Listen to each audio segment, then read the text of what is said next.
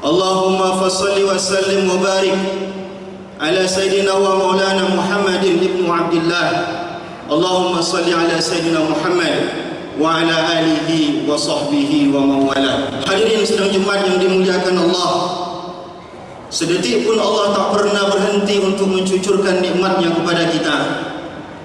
Maka sebagai hambanya, sedetik pun kita tak pernah bosan untuk bersyukur kepada Allah Subhanahu wa ta'ala. Maka apapun yang kita rasakan pada siang Jumat kali ini, maka kata yang paling layak untuk kita ucapkan adalah Alhamdulillahirabbil alamin. Dengan harapan semoga ucapan ini tertanam di dalam hati kita, sehingga kita terus menjadi hamba Allah yang selalu bersyukur. Salawat beserta salam tidak lupa kita hadiahkan kepada junjungan alam Nabi besar Muhammad sallallahu alaihi wasallam. Allahumma salli ala Sayyidina Muhammad wa ala alihi wa sahbihi wasallam. Pada khutbah yang singkat ini, khatib juga mengajak kita semua untuk meningkatkan kualitas ketakwaan kita kepada Allah Subhanahu wa taala. Ketakwaan yang sebenar-benar takwa dengan ukuran yang sangat sederhana, imtisalu awamirillah wajtinabu nawahihi. Kita mengukur ketakwaan kita kepada Allah sejauh mana kita telah menjalankan perintah Allah, dan sejauh mana pula kita menghindari larangan-larangan Allah Subhanahu wa taala. Maka definisi yang dibuat oleh para ulama ini menjadi cermin bagi kita sejauh mana sudah tingkat ketakwaan kita kepada Allah Subhanahu wa taala. Maka jika seandainya hari ini kita masih mengaku hamba Allah, maka tugas dan kewajiban kita sebelum ruh kita dipanggil oleh Allah Subhanahu wa taala, kita mesti terus meningkatkan baik kualitas maupun kuantitas daripada ketakwaan kita kepada Allah. Karena ketakwaan itulah sebagai alasan Allah Subhanahu wa taala untuk membahagiakan kita hidup di dunia. Wa may yattaqillah yaj'al lahu makhraja, kata Allah. Hanya dengan ketakwaanlah menjadi alasan bagi Allah untuk memecahkan semua permasalahan hidup kita. Dan jauh lebih penting dari itu adalah ketakwaan pula lah menjadi alasan bagi Allah untuk membahagiakan kita hidup di akhirat. Innalil muttaqina inda rabbihim jannatin na'im. Sesungguhnya orang-orang yang bertakwa di sisi Tuhan mereka akan mendapatkan surga yang penuh dengan kenikmatan. Mudah-mudahan hadirnya kita di siang Jumat ini untuk melaksanakan salat Jumat berjamaah menunjukkan kepada Allah bahwa kita merupakan bagian dari hambanya yang bertakwa. Amin ya rabbal alamin. Hadirin sidang Jumat yang dimuliakan Allah, kita selalu berbicara dan mendengar bahwa negara kita ini memiliki kekayaan yang cukup luar biasa, yang jika dihitung secara matematis sangat cukup untuk mensejahterakan kehidupan masyarakat. Maka setidaknya banyak hal yang bisa kita sebutkan. Di antaranya Allah menganugerahi negeri ini tambang emas yang kualitasnya terbaik di dunia di Papua. Allah juga menganugerahi kita cadangan gas alam terbesar di dunia. Allah juga menganugerahkan kita tambang batu bara yang terbesar di dunia. Allah memberikan kita tanah yang subur, yang terbaik yang ada di dunia, hutan tropis yang cukup besar, lautan yang sangat luas, pulau yang cukup banyak mencapai angka 18 ribuan pulau. Tetapi menjadi pertanyaan kita adalah, mengapa kekayaan alam yang cukup besar ini tidak mampu mensejahterakan hidup masyarakat? Maka banyak penelitian telah dilakukan, banyak upaya telah dicoba, tetapi sejauh ini masyarakat Indonesia kesejahteraannya masih baru mencapai tingkat 69 di dunia untuk kesejahteraan masyarakatnya. Adapun masyarakat yang layak hidup dengan layak di Indonesia ini hanya mencapai sekitar 20% saja. Berbagai hal telah dilakukan. Maka berdasarkan dengan ini, khatib mengajak kepada kita untuk melihat kepada aspek yang berbeda, yaitu aspek keyakinan. Dari mana kita melihat? Kita melihat jangan-jangan kurang sejahteranya masyarakat di Indonesia ini disebabkan karena keberkahan Allah belum lagi mencucur secara penuh ke negeri kita ini. Apa itu berkah? Para ulama mencoba mendefinisikan bahwa yang dimaksud dengan berkah itu adalah an-nama'u wa ziyadah, kasratul khairi wa dawamu. Yang dimaksud dengan berkah itu adalah bertambah dan bertumbuh, baik materinya maupun bersifat non materi. Maka mungkin jika memang negeri ini dianugerahi Allah dengan kekayaan alam yang luar biasa, mungkin keberkahan belum kita dapatkan. Maka mari kita berpikir sejenak, apa syarat yang belum terpenuhi sehingga keberkahan Allah belum tercucurkan? Allah Subhanahu wa taala dengan sangat transparan menyatakan di dalam Al-Qur'an, A'udzubillahi minasyaitonir rajim. Walau anna ahlal qura amanu wattaqau lafatahna 'alaihim barakatin minas sama'i wal ard. Ayat ini dengan sangat jelas Allah mengatakan bahwa ada dua syarat yang mesti dipenuhi baru keberkahan Allah tercucur terhadap sebuah negeri. Dua syarat itu adalah bahwa penduduk negeri itu pertama mesti beriman, dan yang kedua penduduk negeri itu mesti bertakwa kepada Allah Subhanahu wa taala. Maka mari kita berupaya untuk melihat dari aspek ini. Jangan-jangan kesejahteraan kita ini berkait dengan semangat beragama Islam di negeri ini masih kurang. Jika memang ini menjadi masalah, maka tentu ini akan menjadi tantangan kita bersama. Hadirin sidang Jumat yang dimuliakan Allah Subhanahu wa taala, pada prinsipnya kita selalu bersyukur kepada Allah karena Allah Subhanahu wa taala mentakdirkan kita untuk terlahir di negeri muslim ini. Setidaknya inilah menjadi alasan mengapa kita hari ini masih beragama Islam. Setidaknya ini alasan mengapa KTP kita beragama Islam, kenapa lingkungan kita muslim, kenapa keturunan kita keturunan yang muslim. Maka kita layak bersyukur. Dan kita juga berbangga, angka yang cukup besar, antara 85 sampai 87% masyarakat di negeri ini beragama Islam. Tetapi di sisi lain melihat kepada kenyataannya, melihat pola hidup masyarakat yang masih jauh dari ajaran dan tuntunan ajaran Islam, ini seakan menampak pipi kita bersama. Coba kita perhatikan hasil survei yang dilakukan 57 kota di Indonesia, di antaranya kota Pekanbaru. Maka hasil survei itu menemukan bahwa minat masyarakat muslim untuk sholat di masjid ini baru mencapai 12%. Cenderung di tengah kota ini jauh lebih banyak dibandingkan di pinggiran-pinggiran kota. Padahal sholat berjamaah di masjid merupakan ciri kehidupan umat Islam. Ini menunjukkan apa? Gairah beragama Islam di negeri ini masih kecil. Makanya keberkahan Allah masih jauh menaungi negeri ini. Negara kita negara muslim, bukan negara kafir. Maka tantangan negara muslim itu jauh lebih besar, karena Allah ingin menguji keimanan hamba-hambanya. Kita tidak ukur negara lain yang kaya tetapi kafir. Mereka bukan jadi urusan kita. Yang menjadi urusan kita adalah mengapa negeri muslim ini kesejahteraannya masih kecil. Tentu karena Allah Subhanahu wa taala ingin menguji keimanan hambanya. Allah mensyaratkan keimanan dan ketakwaan.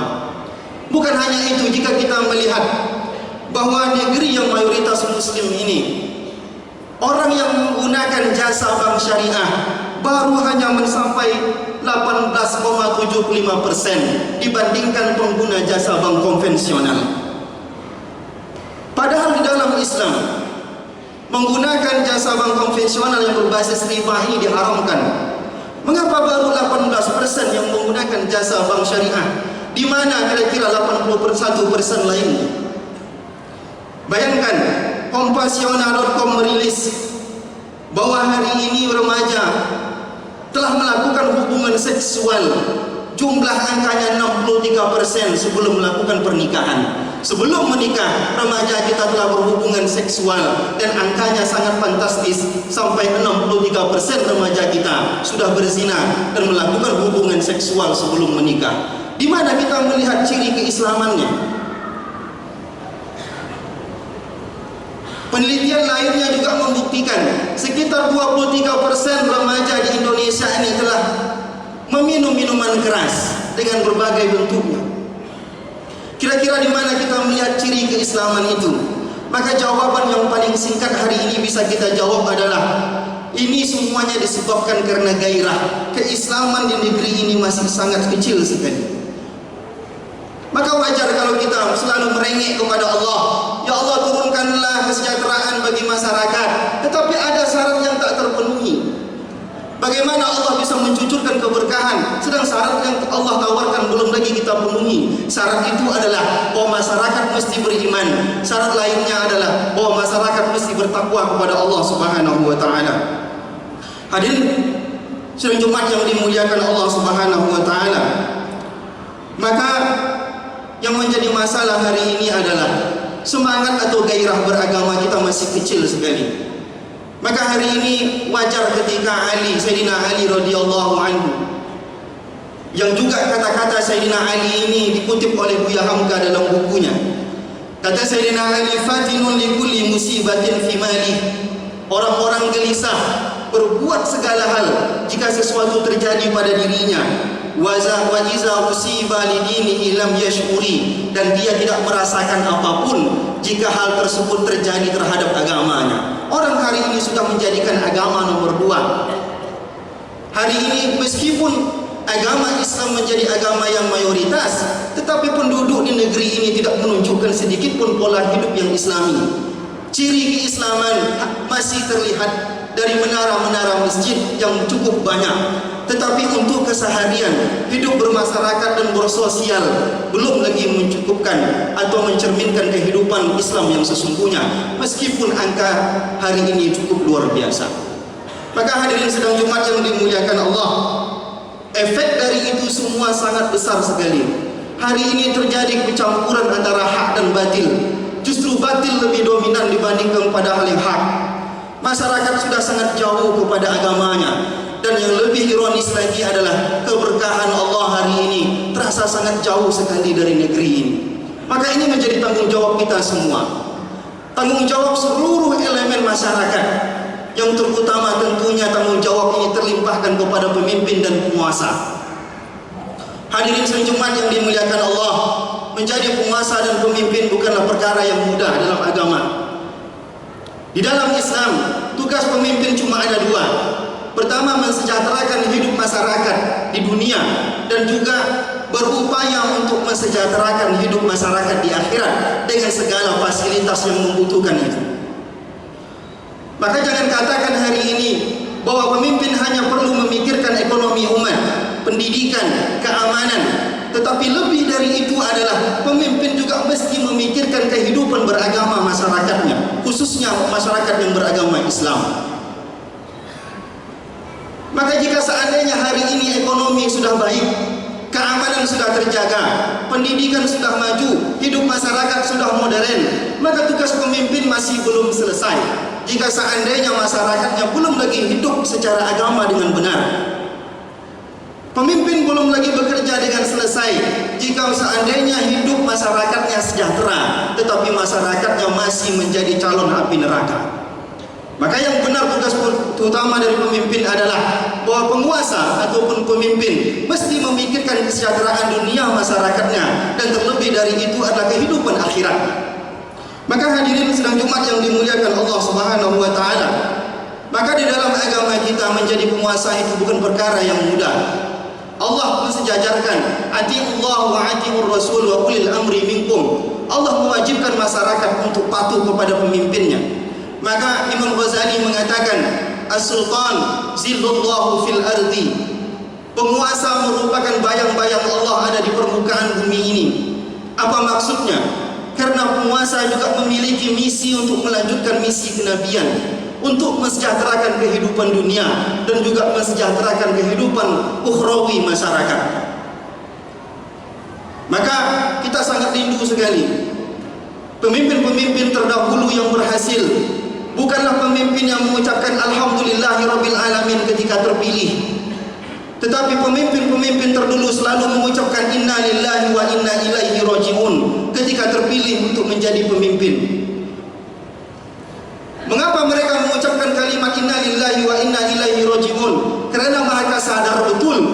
bahwa tugas yang mereka emban itu bukan perkara mudah. Tugas yang mereka emban itu bukan perkara yang mudah, karena seorang pemimpin mesti memikirkan kehidupan, kesejahteraan dunia, juga kesejahteraan akhirat. Maka pemimpin hari ini mesti memikirkan setidaknya fasilitas ibadah masyarakatnya. Bukan hanya berpikir masalah ekonomi dan pendidikan dan keamanan, tetapi yang lebih penting adalah fasilitas ibadah untuk mengantarkan masyarakat itu sebagai calon penghuni surga, bukan calon penghuni neraka. Maka tugas yang lebih berat itu memang jauh kepada pemimpin. Yang kedua, bukan hanya pemimpin, tentu ulama juga memiliki beban yang sangat besar dalam hal ini. Hadirin sidang Jumat yang dimuliakan Allah Subhanahu wa taala. Al-ulama warasatul anbiya. Ulama itu adalah para pewaris para nabi yang membawa misi kenabian untuk melanjutkan misi kenabian. Putus meninggalnya Rasulullah bukan terputus misi kenabian. Misi kenabian itu mesti dilanjutkan oleh para ulama. Apa yang dilanjutkan oleh para ulama? Ya ayuhan nabi, kata Allah, inna arsalnaka syahidan. Tugas nabi itu adalah syahidan, sebagai saksi kebenaran ajaran Islam dan juga membimbing umat Islam ke jalan Allah Subhanahu wa taala. Wa mubasyiran, memberikan mereka kabar gembira akan surga Allah. Wa naziran, memberikan peringatan agar masyarakat atau umat ini tidak berlaku hal yang dilarang oleh Allah. Wa da'iyan ila Allah biizni, mengajak masyarakat kepada jalan Allah Subhanahu wa taala. Wa sirajan munira, dan seorang nabi itu juga bertugas untuk sebagai penerang terhadap jalan-jalan gelap yang dilakukan oleh manusia. Maka ini yang dilanjutkan oleh para ulama. Maka jangan kita heboh jika seandainya para ulama mengkritik pemerintah, karena memang tugas pemerintah dan juga ulama ini sama-sama mengemban tugas untuk melanjutkan misi kenabian. Pemerintah melaksanakan, sedangkan para ulama adalah penyambung lidah untuk menjalankan misi kenabian tersebut. Maka Imam Ghazali mengatakan apa? Tausiyatul muluk min a'zami a'malil ulama. Menasihati para penguasa merupakan perkara tugas yang paling besar seorang ulama. Maka pemerintah mesti bersinergi dengan ulama dalam menjalankan jalan Allah Subhanahu wa taala ini. Bukan hanya tugas ulama, tetapi seluruh elemen masyarakat, dan kita sebagai masyarakat pun memiliki kewajiban untuk menegakkan syiar Allah. Kuntum khaira ummatin ukhrijat linnas ta'muruna bil ma'ruf wa tanhauna 'anil munkar. Menegakkan ajaran Islam di permukaan bumi ini merupakan tanggung jawab seluruh elemen masyarakat. Hadirin sidang Jumat yang dimuliakan Allah, setidaknya hari ini khatib mengajak kita semua, jangan kita terlalu terpaku kepada teori-teori untuk mengembangkan sumber daya alam yang ada di negeri ini, sedangkan kita melupakan aspek daripada keyakinan, keberkahan. Ini yang sangat kita harapkan. Maka dua syarat ini mesti terpenuhi, keimanan dan ketakwaan penduduk negeri. Setelah kita beriman dan bertakwa, kita tadahkan tangan kita ke langit untuk menampung keberkahan dari Allah, karena itu merupakan janji darinya. Fa'tabiru ya ulil absar la'allakum turhamun.